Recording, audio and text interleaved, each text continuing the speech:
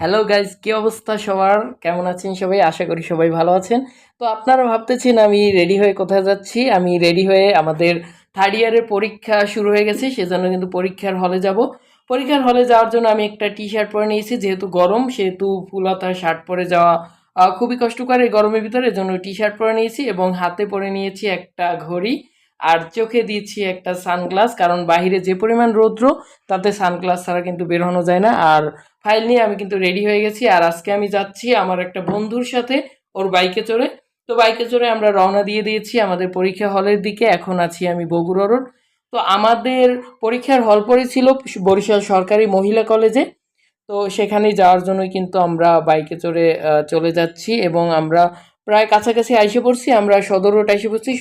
সদর রোডই কিন্তু বরিশাল সরকারি মহিলা কলেজ। তো এখানে যেতে আমাদের আর বেশি সময় লাগবে না, অল্প সময়ের ভিতরে কিন্তু আমরা চলে যাব। আর আপনারা সবাই অনেক অনেক বেশি দোয়া করবেন যাতে আমরা খুব সুন্দরভাবে পরীক্ষা দিতে পারি এবং ভালো একটা ফলাফল অর্জন করতে পারি।